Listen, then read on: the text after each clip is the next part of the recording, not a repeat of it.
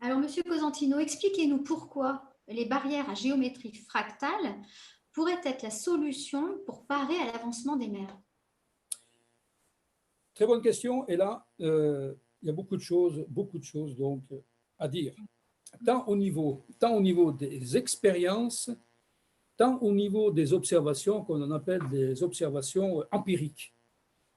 C'est-à-dire qu'il y a il y a des choses qu'on voit, mais qu'on ne sait pas trop comment expliquer. Mais on les voit et ça fonctionne.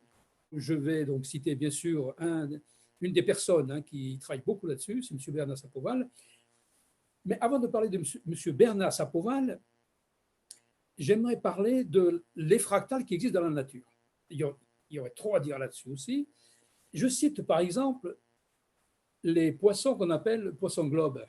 Alors, quelle est la particularité du poisson globe? Alors, le poisson globe, il construit ce qu'on appelle des rosaces sous l'eau et sur le sable.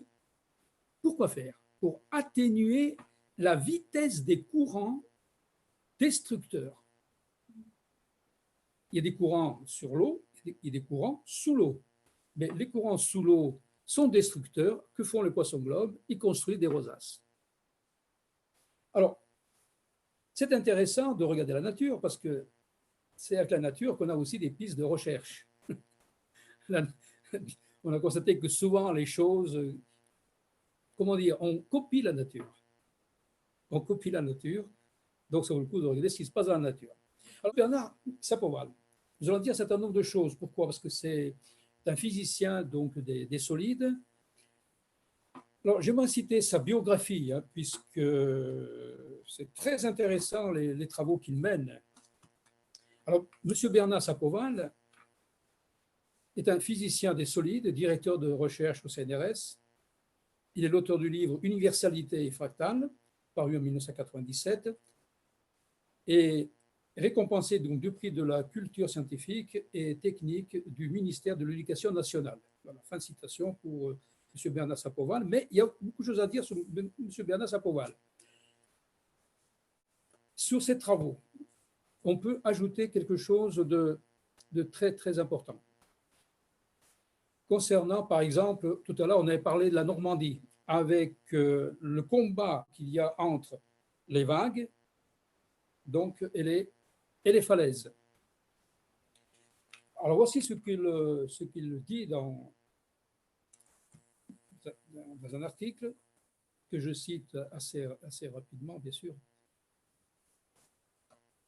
On savait, regardez le mot, on savait empiriquement que les structures irrégulières, et donc les fractales, sont de mauvais résonateurs, c'est-à-dire de bons amortisseurs de vibrations.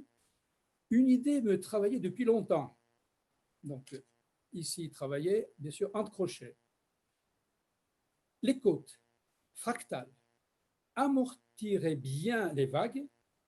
Deux points. C'est pourquoi l'érosion que nous observons aujourd'hui semble s'être stabilisée. Mot entre crochets. En effet, peut-être n'est-ce pas seulement la mer qui, comme on le pense, érode les côtes, mais aussi les côtes qui, par leur forme entre crochets, affaiblissent la mer. C'est une hypothèse qu'on vient également de vérifier numériquement. Deux points.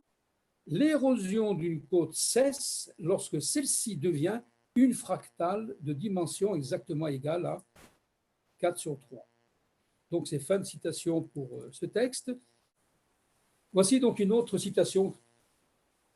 En effet, en collaboration avec le groupe COLAS, l'équipe de Bernard Sapoval de l'école polytechnique vient de mettre au point un mur anti-bruit très absorbant qui utilise la géométrie des fractales.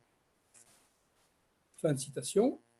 Et enfin, la dernière, qui clôture les travaux de M. Bernard Sapoval.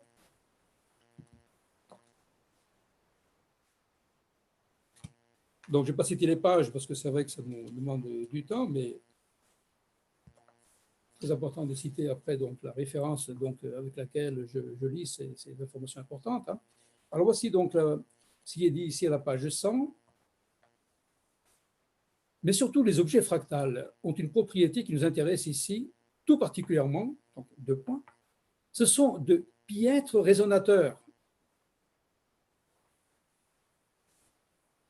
Virgule, écoutez bien la suite, s'il vous plaît. On dit que les objets fractales vibrent mal. Je répète, on dit que les objets fractales vibrent mal, entre crochets, virgule, ou encore qu'ils ont un fort pouvoir d'amortissement de vibration. Là, je répète, très important, qu'ils ont un fort pouvoir d'amortissement de vibration. Voilà. Fin de citation. D'accord. Alors, d'après ce que vous venez de nous expliquer, Monsieur Cosentino, on pourrait penser que les fractales sont universels. Alors, la question est pertinente et digne d'intérêt. Oui, oui, tout porte à dire que les fractales donc, sont universels et que leur utilité dans la nature constitue une piste de recherche qui consiste à finalement copier les géométries fractales qui existent dans la nature. C'est important de le dire, il n'y a pas qu'une géométrie fractale dans la nature, il y a des géométries fractales dans la nature. Laquelle maintenant va-t-elle répondre au mieux, selon les expériences, à la montée du niveau des mers? C'est la question qu'on pose. Alors c'est sûr que quand on parle d'expérience, on parle ici que d'abord il faut faire les choses à petite échelle pour en tirer des conclusions. Mais est-ce que cela n'en vaut-il pas la peine?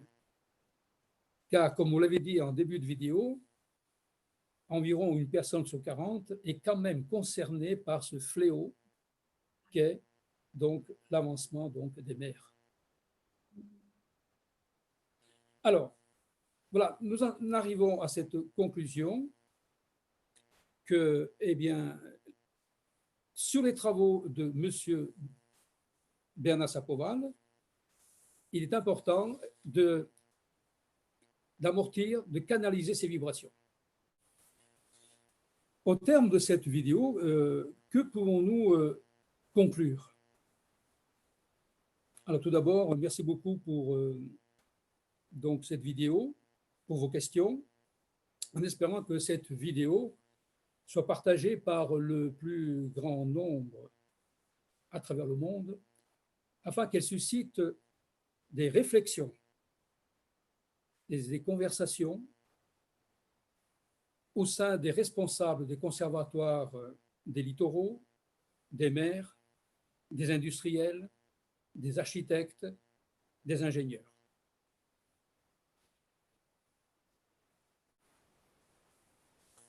Et enfin,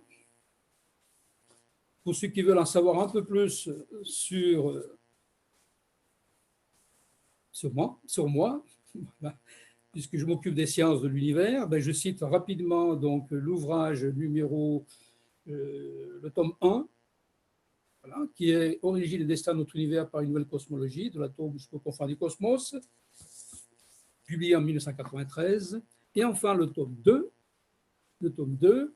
publié en 2001, le New Big Bang. Je donne les références également donc des travaux de M. Sapoval, qui est donc l'ouvrage sur les fractales, donc la revue Tangente, Art, Nature et Modélisation, édition Paul Paris, donc 2004, et c'est le hors-série numéro 18. Voilà, cher public, ce que nous pouvons dire sur la géométrie des fractales et leur possible, je dis bien, et leur possible solution pour parer à l'avancement des mers. Affaire à suivre. Merci, M. Cosentino. Merci pour cette conclusion. Quant à moi, je vous retrouve très vite pour une nouvelle vidéo. À très bientôt.